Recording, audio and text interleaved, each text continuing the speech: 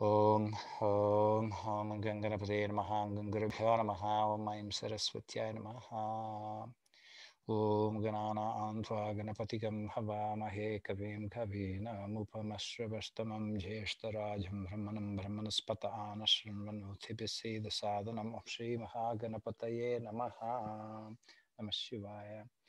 Namah Shivaya. Good evening. I welcome everyone. I would like to ask Sita Chaitanya to enter into our Zoom room and announce this program tonight. Welcome, everyone. Thank you so much for being here in this communal satsang space. We've been doing these talks for about 4 months now in the webinar, and we've done talks on compassion, and we did one on how do we heal, and we did another one called We Are All Connected. And tonight's topic is grow through what you go through. And I'm very excited for this one because these talks always happen to be like the most uplifting night of my month during this pandemic. And I'm just so grateful that we're been hosting them together. It's a very casual type of satsang. So if you have anything that you'd like to say, any questions you may like to ask Premji, please feel free to put it in the chat and we'll make sure that we get to it. And on that note, I would just like to introduce Premji, Prem Sadasivananda, and just welcome you all. And without further ado, we will get to our subject of growing through what we all go through. And this year, we've all, I think, been through many obstacles and challenges, and it has presented us with opportunities to learn and to grow and to better ourselves. And it's much to be said. So thank you so much, Premji, for hosting this satsang. Mom, you're most welcome. I want to also say that Sita, Elizabeth, and myself go back a very long time. I don't know exactly which year, but it is a beautiful kind of a journey that we shared, especially the last 7 years since I left. And so I want to give you, Sita, a very special acknowledgement for organizing this. So this is organized through Love Integration, which is the center at the moment. It exists primarily on the astral level, but there was also a physical place. Hopefully we'll come back into a physical place. I think it's necessary for us to share this kind of satsangs and ideas, just simply to try to level best to increase the vibratory level of our minds.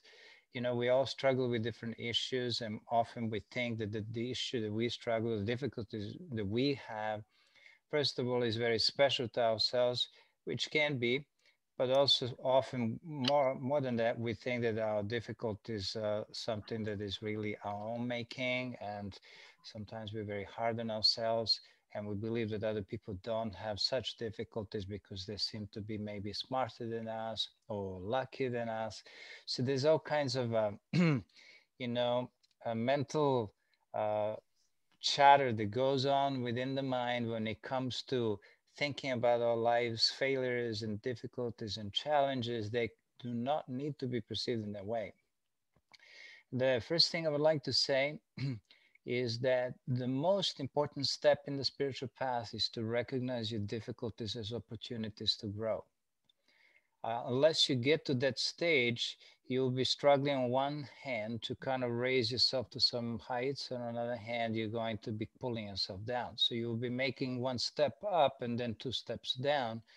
So this is a healthy, it's a spiritual attitude. It is not an attitude of an arrogant mind. It is rather the necessity, and it's also kindness.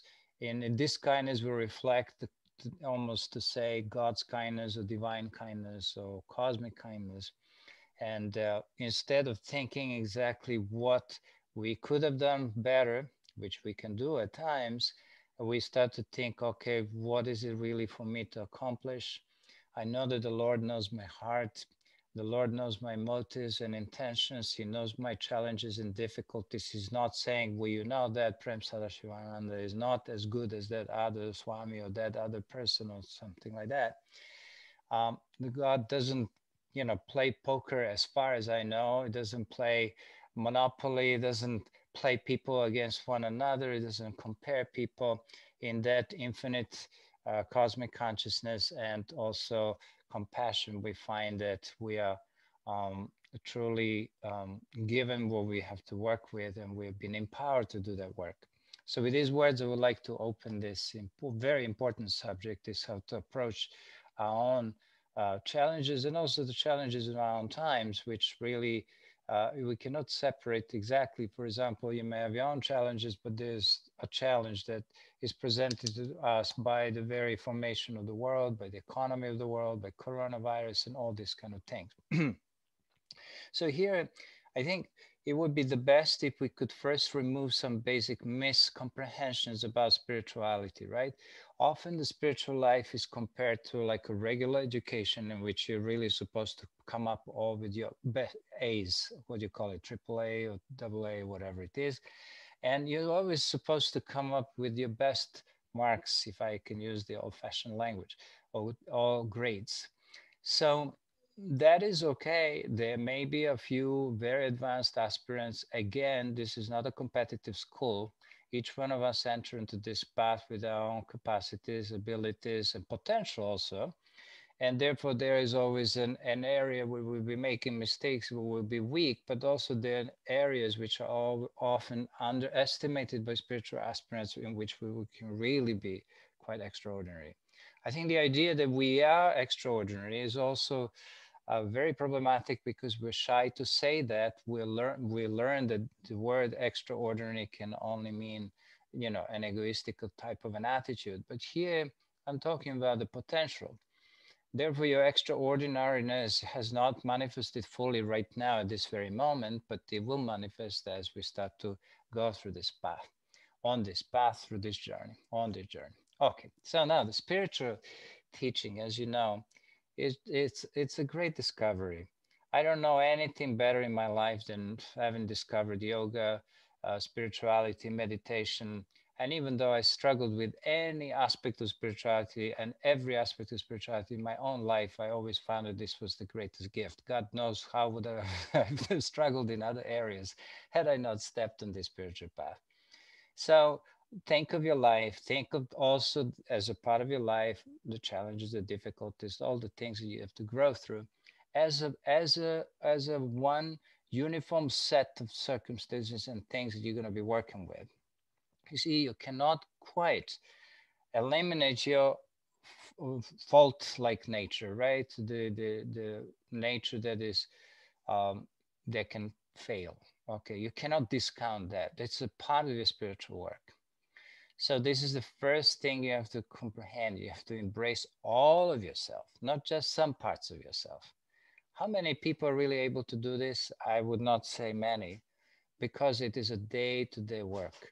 So if you want to know how to grow in spirituality, you have to embrace all of yourself. And that will mean the parts that you don't sometimes want to look at, the parts you feel ashamed of, and the parts that you simply think, oh my God, I wish that was never part of my life. So every experience, just like everything in this creation, is of some use. um, Even the things that are discarded in nature are used to compost, things and to grow beautiful gardens and stuff like this. So we can think of this embracing of the personalities as a totality of who we are, as one of the most important steps in a spiritual path. Please put on your little piece of paper that this is what you're going to commit yourself to doing. Because if you're not committed to do it and you allow some parts of your mind to still bug you and say, well, you're not good enough, you should be doing this, you don't meditate every day, we're not talking about here some realized masters in Tibetan and Indian caves and wherever else there may be. We're talking about the spiritual aspirants, meaning the people who are aspiring to be better human beings and eventually to aspiring to become realized beings. And this is a big word, realization, right? So you see that in realization, there's a lot of acceptance that has to happen. And at least it is the least wanted thing. Each one of us would love to be on the other side. We would love to see ourselves as shining, full of light wherever we go. We just bless and things turn around and we change things as we like and all that. It's not that, and not at all. That doesn't constitute love. Love constitutes embracing even the weakest points of oneself as well of others. That's very difficult, right? Because when we're better than somebody in certain things, then we bully them. If we're worse than somebody, then we feel really sorry for ourselves. So there's all kinds of extremes that we tend to play in our life. But the spiritual life is the gift. One. Number two, please embrace it as a totality. Because every time there's a failure, there's a mistake, there's something, as long as you're ready to work on it, improve it, fine. You have nothing to worry about. And only God from within, this antaryamin, it's called the inner controller, the inner ruler, knows exactly what's in our hearts. Other people may know you one way or the other, they will never truly know you. Nobody knows anybody because they don't know their own minds. How are they going to know other minds? If you don't know your own life completely, you don't accept your own life completely, how are you going to know and accept another person's life? So that's the first thing. So the spiritual life is a wonderful thing. It does uncovers quite an amazing things in life, unsuspected horizons. But the one thing that the spiritual life does, it doesn't protect you from your hardships. And that's another thing to remember. It is not meant to, because these things that you would love to protect yourself from are the very things that are necessary for you to grow. And so that's an important thing to remember. It's a part of the same story.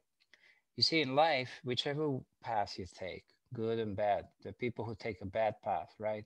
We could have been that. We probably did take it for a little while and thought, ooh, this is scary. Then we went into the good path. Whichever path you take, good, bad, or 50-50, we all face difficulties. There are difficulties in every path. For example, if you want to become a good robber, you have a lot of difficulties. You need to know how to rob exactly the bank when it's open. You have to learn about the safes, the doors, the locks, and everything.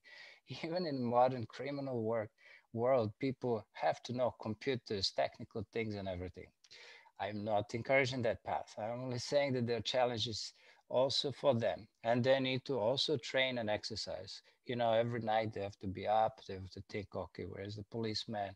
How can I avoid this guy? How can I get in? How can I run away with $1 million like this? See, the paths are different, and the difficulties are also different. The challenges are different. And most importantly is that we should not try to escape them. Why? Because often, you see, in life, it's not only the situations they give you a hard time, but it's also people. In fact, you cannot separate people from situations. Most of the time, unless you kind of think of a disease or death or some kind of other more independent kind of a cause of a problem, usually it's the people connected to them. I would say, from my own perspective, after having found myself as the most difficult person to deal with, I found that there were plenty of other people that were also difficult to deal with.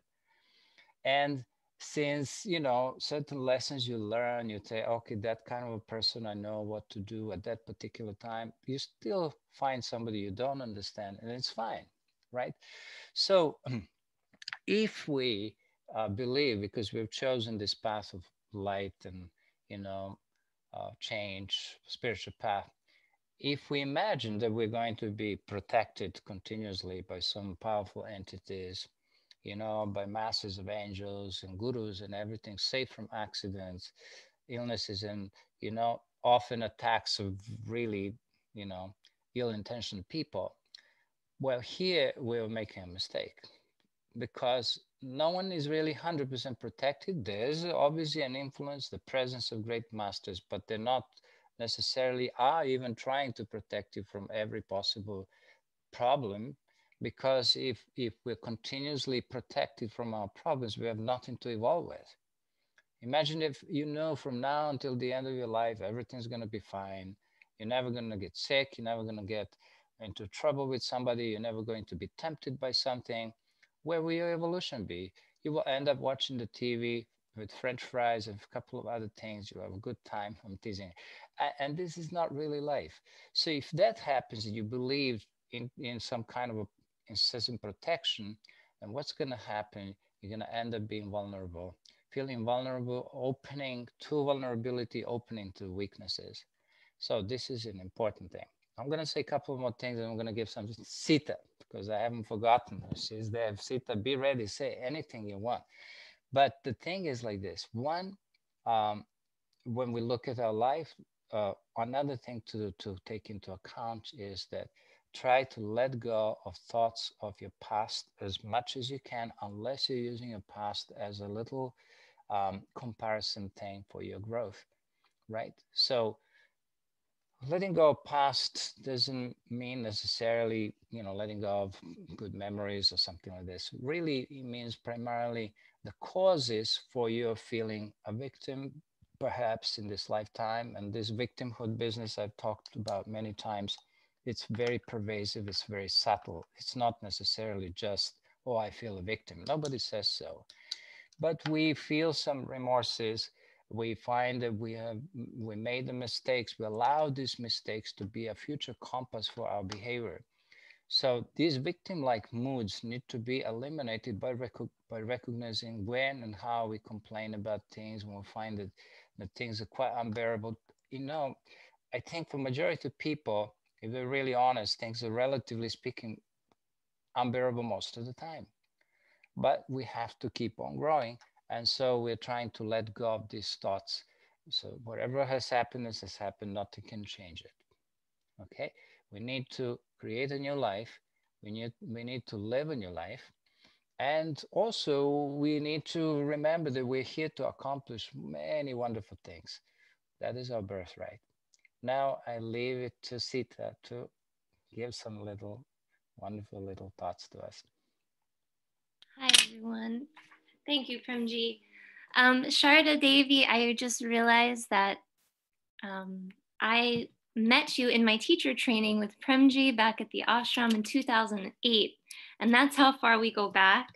She was a beautiful translator along with Leela Lawling. And I haven't seen your beautiful face in so many years. So hi. And I guess on a practical note, I just would like to say that we this year, were abrupted with the coronavirus, which kind of put us all at a halt. We were all living very fast-paced lives. We were traveling all over the world. I was running a center on Long Island, which had a very astronomical rent, and just doing everything I could to keep the center going. And that meant that I was, running all around and eating out 6 days a week. And I was also traveling all over, doing yoga retreats, different places, and it wasn't sustainable. So then I just felt that the world was suffering and the climate was collapsing. And here comes, amidst all of this normal life that we're all leading, our teacher, which was the virus itself. And it's given us all an opportunity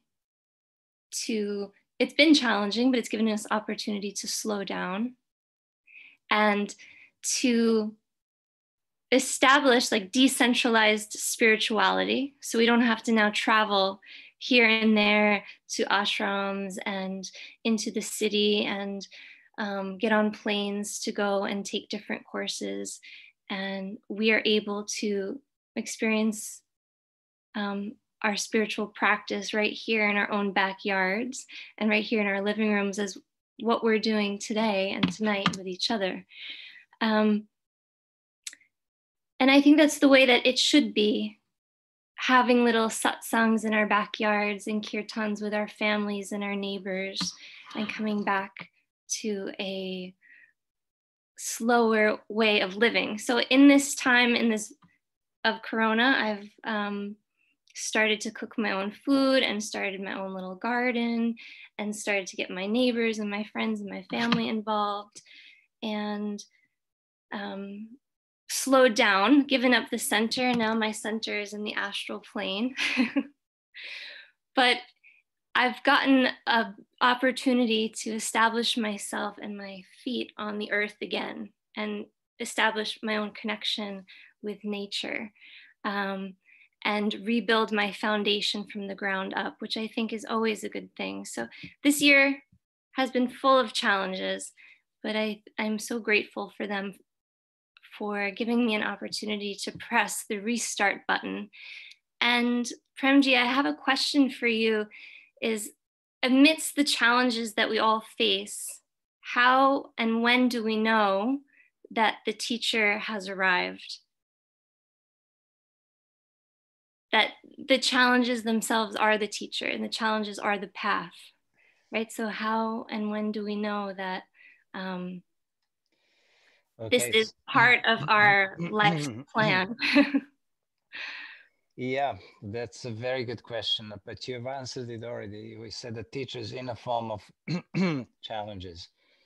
I think we need to look at our life as a teacher. Well, number one, and when I say look at life as a teacher, then there's a practical question: how and when? So I think we need to think of the life as a teacher on many different levels.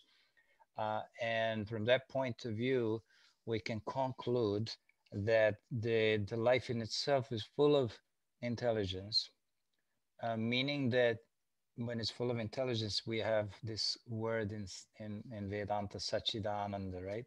So it's also not just full of intelligence, but it's also full of love, because there's intelligence, if it's not backed up by love, it's destructive. We see this from modern technology and other problems the science has brought in. So the idea is that the life, or we could say the Lord, continuously creates environments and situations for all beings to evolve. And for some time, that intelligence even allows us to continue the old way, to making mistakes, to insist that this is the way we should do it, the the way of desire, the way of fear, all these things. Then when the critical point comes in our life, when the moment comes when we're ready to actually take on like a little bit of a quantum leap of a growth, that's when really you know that the teachers come. But this is similar to the concept of avatara, which is like an incarnation that comes on this earth from time to time to lead the humanity and to get rid of negative forces. See, often people think that these avatars or these transformative aspects of divinity manifest only at certain times in life or in history. Whereas if you really look at it from our perspective, these avatars, meaning these little gaps or little mirrors, or sorry, windows through which we can see our consciousness, manifest all the time. For one who is relatively awake, I would say he or she is able to see many different lessons that we receive in a single life. So our teacher is not, it's like a guru. A guru is somebody that removes darkness. Well, gu means darkness, root to remove. It's not just somebody that removes darkness occasionally, but it is something that does it all the time. And the greatest guru is the life itself. If you're able to observe life and listen carefully, rather than interpreting everything through the egoistic perception, then we'll be able to understand the language of the guru. So nowadays, as you just said, is that our nature suffers, right? So the nature is the intelligence, the nature is love, the nature is really the fullest and the greatest manifestation of God that we can comprehend today. It's visible. but we decide not to do it.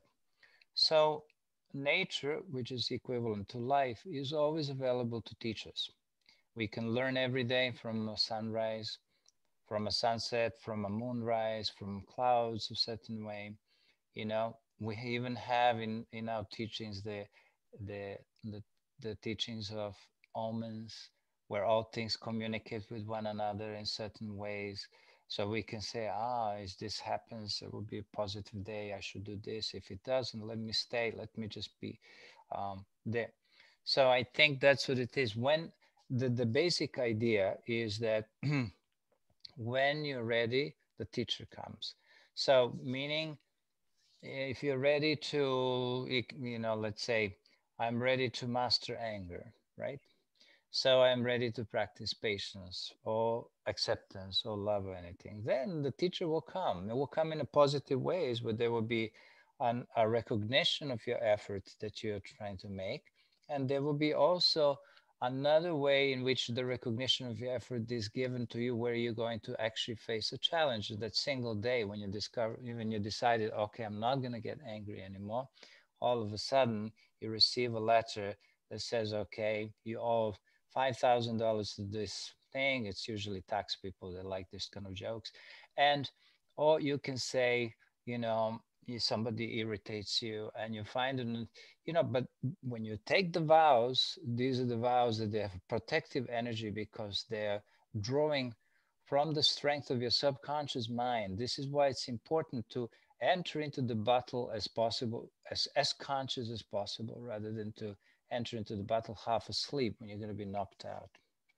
Does that answer a little bit? I know it's not quite always to the point exactly, but I feel like this is a good way to look at it. You see, first of all, you have to like just make some basic principles in your life as your guiding principles. Now, a principle is something that is practiced. It's not just something that is on the piece of paper. So even if you make 3, 4, 5 principles, this is what you do. And one of them is my relationship with my past. Now, maybe some of you have had a better past, maybe, I don't know. So my past wasn't that great. So I'm thinking, okay, so what this is that I have to learn from it. And once I've decided that this is what I had to learn, I'll leave it aside. So you have to only think of potential failures that you have or past failures that much so that in order to understand the causes and processes that led to them, that made it happen. Otherwise, to think beyond the necessary will be to keep actually strengthening the impact and tendencies in the form of enlivening of past impressions and actions of the same type. So you see, if you want to grow strong, which is absolutely necessary, right? We are always climbing some mountain, there are always challenges. One important thing to do is to continuously think of strength. Yeah, if we cannot overcome our weaknesses and challenges and everything by continuously pondering over them, this is not going to happen. That's why Shivananda often used to put it in a very nice way. He would say, life has meaning only in striving. And as long you see, when a seed now, which was buried in the ground, in the soil in the winter time, you know, or maybe even before that, it has to go through so many stages. First it's frozen and cold in the dampness of the winter, right? So then the spring comes, and then and the vulnerability of a seed sprouting is quite something, right? It's the tender leaves, the tender stalk, and the wind's strong, and the rains come, and the spring comes, and then as it develops into a beautiful plant, whatever it is, then the sun bears down and is full heat like this. Similarly, for us to come up with all our full potential, please don't be afraid to, let life challenge you wherever it's supposed to be. But celebrate every victory, every effort, right? And even every struggle. For example, if you try to give up something, which is not good for you food wise, or some kind of a habit or whatever it is, Facebook habit, coffee, anything, you will have ups and downs, but you have to learn how to recognize and count your little victories. That will give you the strength. Now, Sitaji, you want to add something? I know you always have a little story for us. Well, I love the idea of the seed and thinking about growth and abstracting the spiritual gold from all of the growing pains that we go through in life. Um, so that in nature, there's seasons, like you mentioned, of birth, growth, then death, and then rebirth. So I think as we go on the path and things happen like attachments to certain things that possibly need to be let go of in our lives, that we practice like having a death while we're still alive, and practice like letting go of those attachments to things and making it easier to enter into this next stage of nature, which is rebirth. Um, so holding space for the self that we wish to shed and let go of.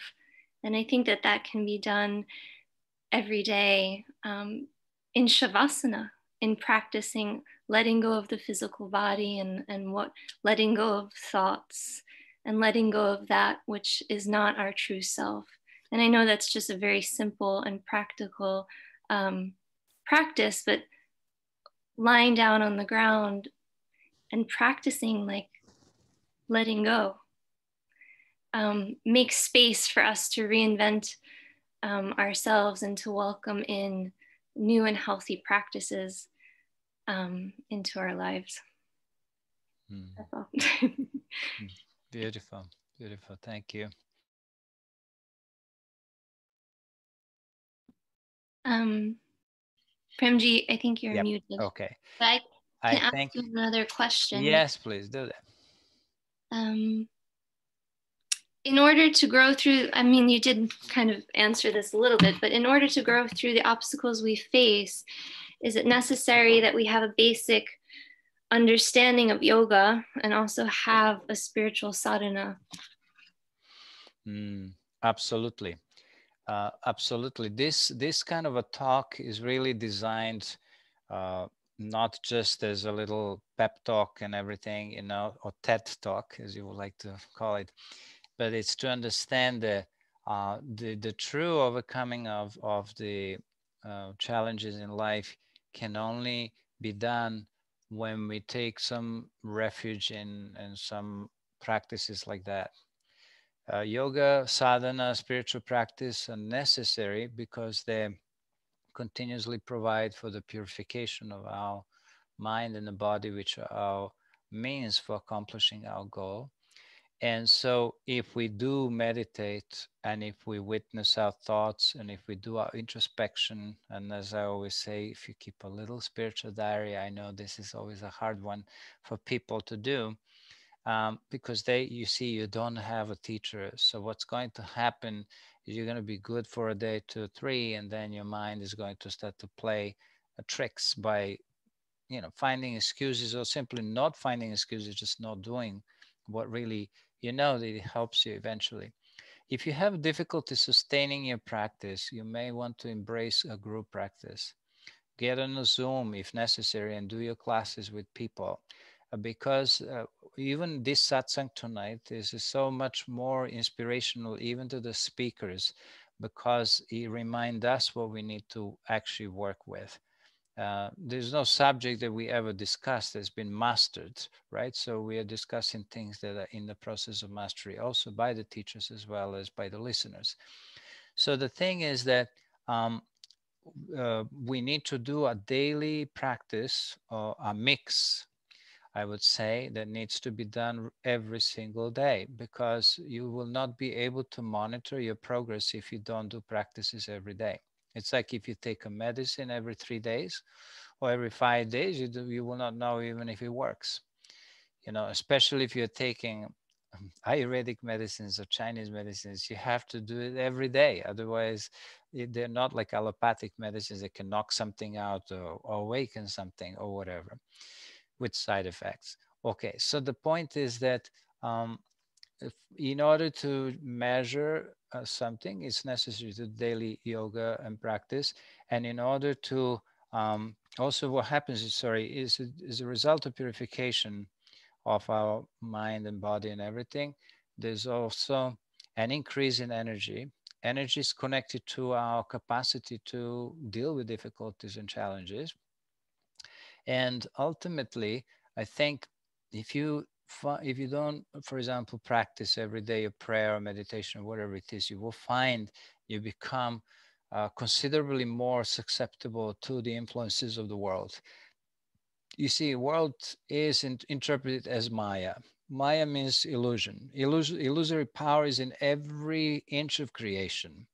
So is also consciousness. How do you extract the consciousness from Maya? See, so if the consciousness is there, Maya is there. If Maya is there, consciousness is hidden. It's not that it's not there. It's just not available to us. So what happens is that just like you nurture your physical body with different nutrients and good food and everything, and just like you nurture your physical body with exercises and breathing and everything, so you also need to nurture your inner body, your astral body, your mind. And that needs to be done through mantras, practice of meditation, prayer, anything that is your path.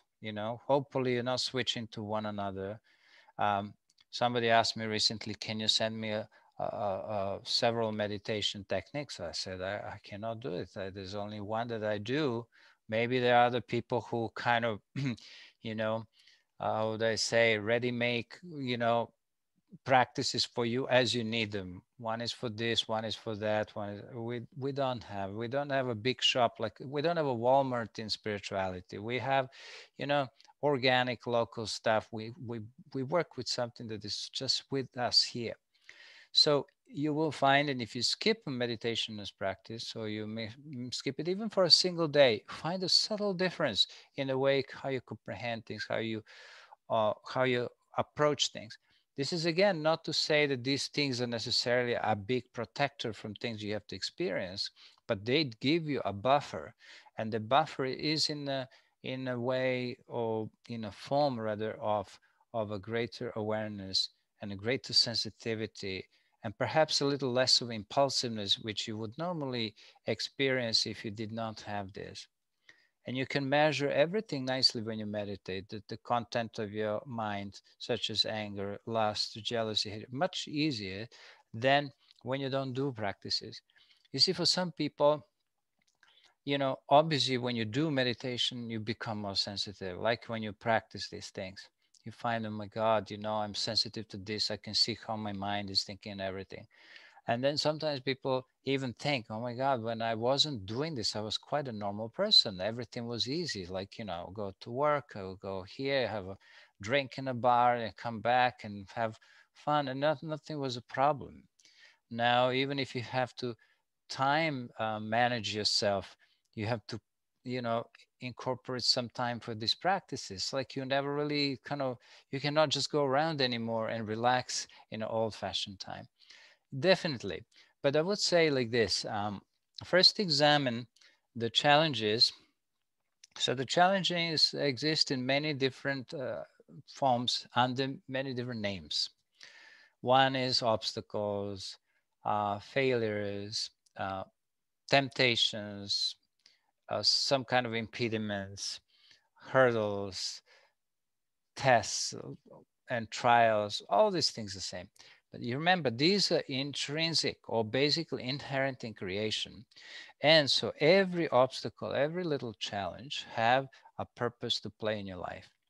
How? For example, I suffer from anger. So what I find is that everything irritates me. The people that talk to me, or if they don't talk to me, like, irritates me. Then what they say about me irritates me. What I say about them irritates me also. When I meet them, I get irritated when they meet me, like this. So it's like, let's say I'm obsessed with it.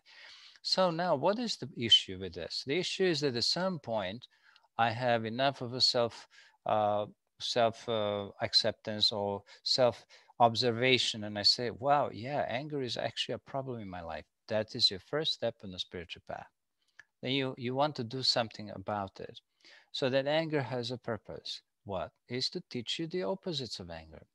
It is to start the spiritual path in a form of what you need to master. So, how do you master patience? How do you master forgiveness?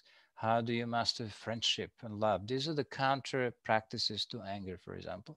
So we start like that, and not just that these problems and challenges have only some purpose to have, some purpose in our life. They actually have an exact purpose. Everything is calculated beautifully for us to grow. They're part of growth, and we need to look at them in that way. Normally, we feel that when something challenges us and we feel really weak and vulnerable and about to fail or we failed, is to just to simply annoy us. And it's preventing us from enjoying our lives and ourselves. See, failures seem to try to weaken us. And the point is that the failure, when it's looked at properly, it is the first step to success. Can you believe it? It's the first step. It's not that you succeed and that's your first step. It's the first step is you learn to play tennis, which is very popular these days, is to basically miss the ball and then learn to hold the racket. Then you will twist your, wrist, and there'll be all kinds of things. Now, remember, we have all come to this planet um, on every possible level, on every possible, yeah, like for example, on a physical, moral, intellectual plane. All human beings arrive on Earth with certain shortcomings, certain, you could say, certain flaws, right? They only vary in degrees, or you can say sometimes severity, but they always have the same cause. What is the cause of our weaknesses and our shortcomings? Easy, easy to answer from a yogi perspective, our past lives, right? So these causes are, um, they come from past lifetimes. We made the mistakes, let's say, in different areas of our lives, in different, in reference to different emotions, different circumstances. They have now, these mistakes have accumulated, and they've condensed and solidified almost like a tumors, like growth. And now we're scratching our head and so how are we gonna deal with this? Now you have the matter, which is opaque in color in your aura, which is which is now resisting every positive influence in a particular area. This is how it is. Nothing major. So these growths, of course, now we need to approach them. The only way to do it is not purely through psychoanalysis. It's not purely through psychological work. You have to invite the power of the divine in you. It is with the help of the divine that we ultimately resolve these things. You see, psychology, insight, analysis, all these things are very important, but they have a limit. They can't get in beyond. Even now, I mentioned the past lifetimes. We're going to use here inference to determine that, but there are limitations to it. You will still find even a very, very good psychologist and psychiatrist is still fighting a lot of problems, fighting naturally. So if you want to transform yourself, you need to remodel many things about yourself, your temperament, your tendencies, your habits, your everything. So that's why Swami Shivananda says if you sow a thought, you reap an action. So you start by simply thinking in a different way. Then you start to do one action in the direction of these new thoughts. Then, if you sow a thought, you reap a tendency. You see, tendency is already a little more powerful, sometimes a lot more powerful. Tendency, in fact, in yoga is called vasana. So it is definitely more powerful because even to have a tendency, you must have some seeds from previous lifetimes. Then the tendency is there. with more activity, it becomes a habit. Now, if you have a good habit, if you created it, it becomes a very powerful part of your defense. So I will stop with this one and I'll let Sita say a few things, and then I'll make a conclusive talk, and then we'll see if anybody else has anything else to say. Sita. Oh. Thank you, Premji. Yes, there's a quote. It's like, when you let go of anger, when you let go of something, what do you gain in return?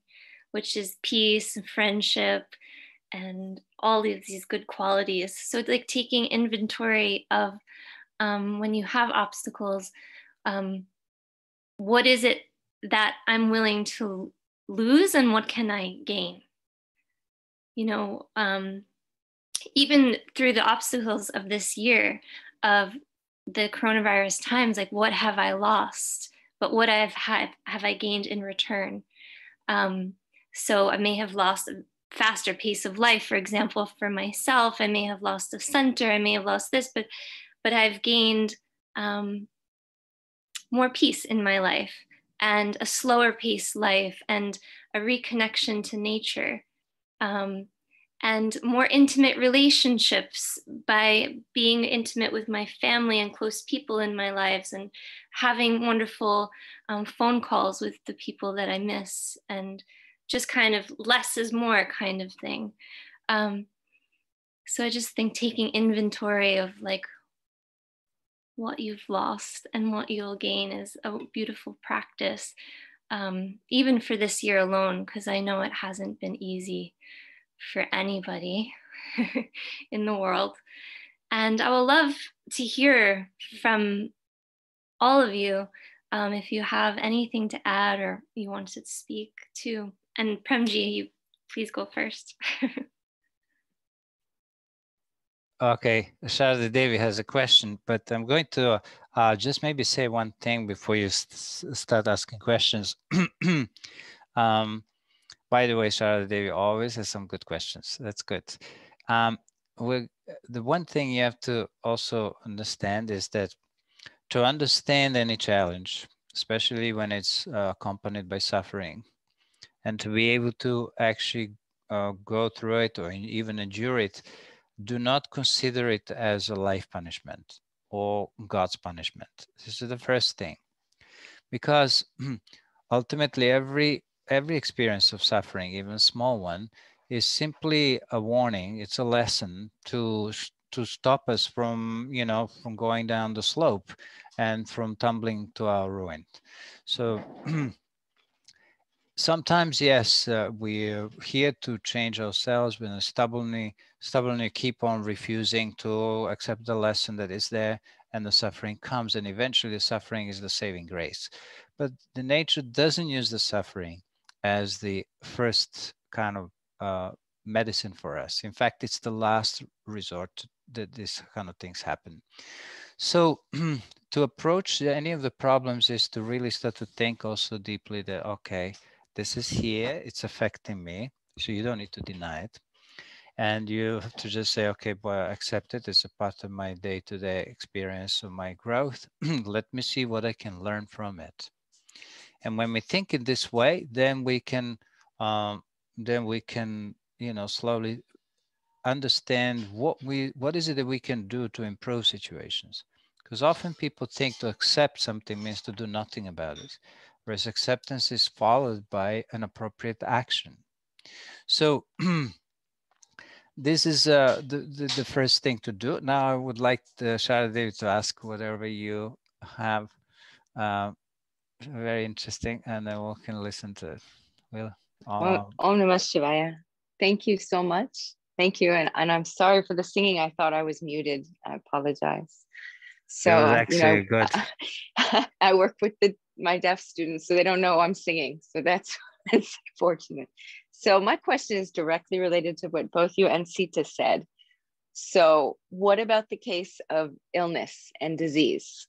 My case is that I have a bone disease that has slowly deteriorating the bones, and my neck had to have surgery in the neck and rebuild the neck. And Sita asked, great question. What did you gain from this last year? I gained 35 pounds.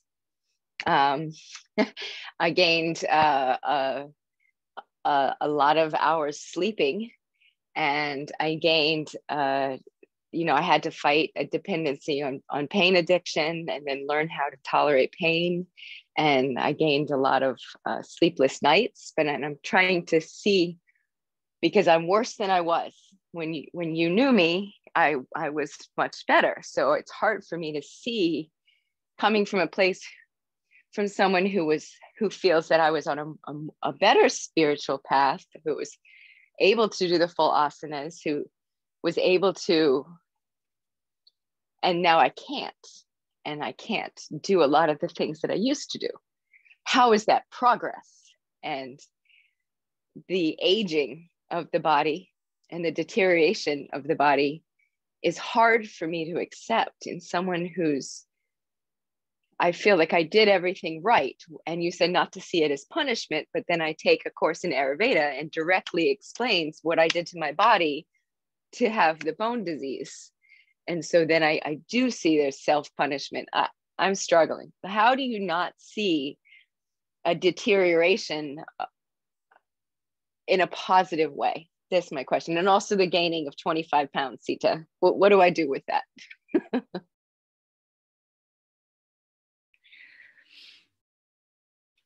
Well, I feel it's giving you an opportunity to practice detachment from the physical body, right? Because you're not your body, and you're not what you can do with your body. It's kind of teaching you that you're so much more than that, and not to be identified with what you could or couldn't do. And, eventually all of us are going to be in a space of deterioration. And that too is a teacher preparing us for our next great, transformation. So I feel that just not to fight the sleepless nights and fight the weight gain, but just to see it as, see it with more of a gentleness, because it is a teacher for you, and it's coming, you're so young and so vibrant, and it must be so difficult. And I'm so sorry that you are going through that. But yeah, to practice letting go, I think, going deep into a space of yoga nidra, like you don't have to do physical asana to connect, or meditation, wherever, making sure you're comfortable in your body, and just letting go of tension, letting here and there, letting go of the physical pain, letting go of the tension in your mind. And then identifying with your true strength in your heart, I would say. I'm so sorry. I will be praying for you.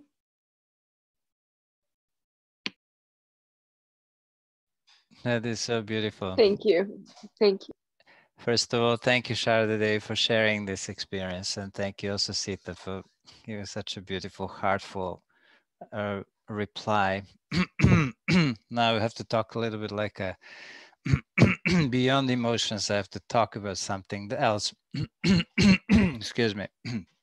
So the first thing to do, again, regardless of where we are, in terms of our health, or in terms of our finances, or in terms of this coronavirus, in terms of absolutely any experience, our relationships, you will also find that they're all interrelated. Okay. The first thing to do is to not think of it as a punishment. This needs to be established even while we're going through pain, while we're going through suffering, we're going to always remind that there's a kindness of God, there's kindness of God. I'm here to learn. So you got Ayurveda. Ayurveda is coming and saying, okay, you got to look at yourself in a different way. And now, of course, we don't feel good about what we've done to our bodies.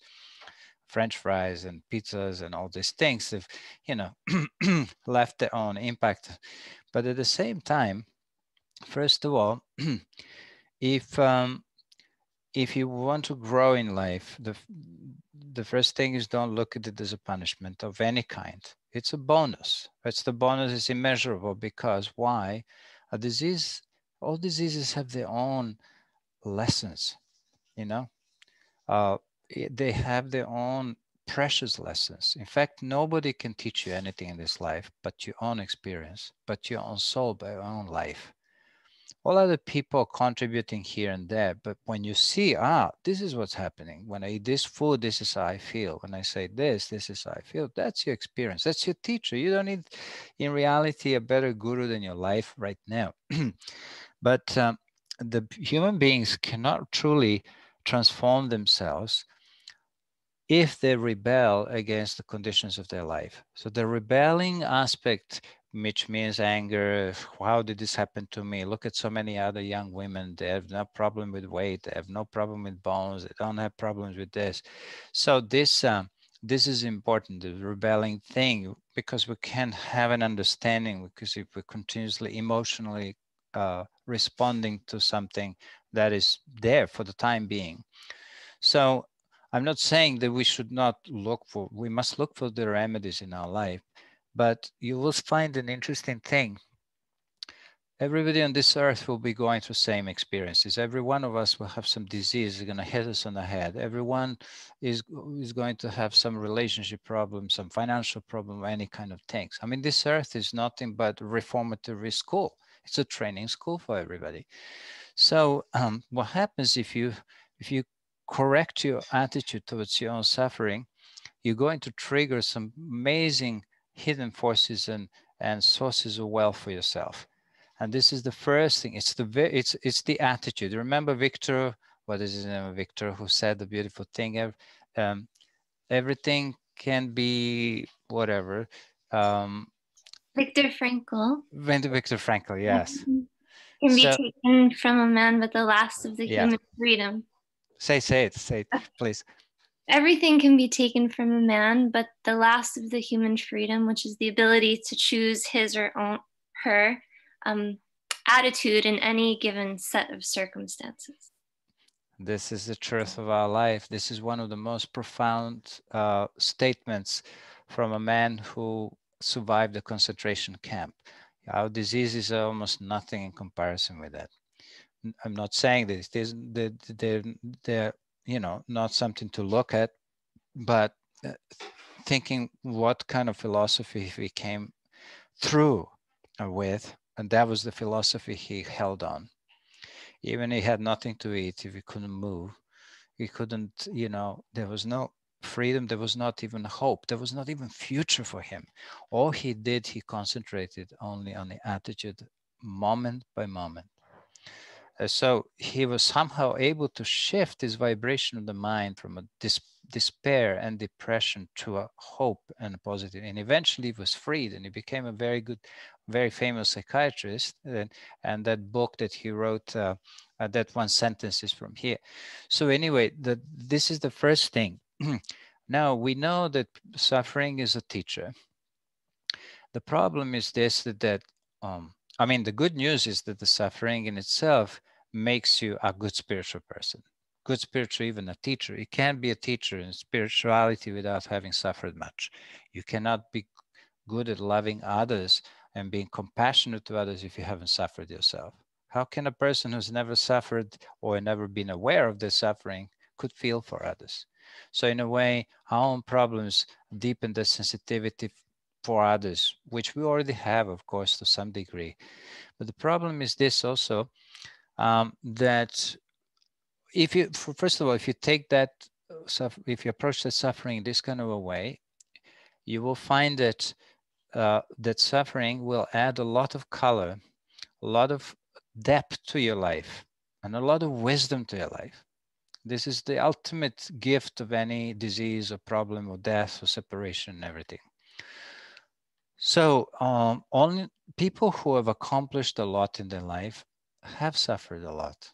This is known, and this is a known fact.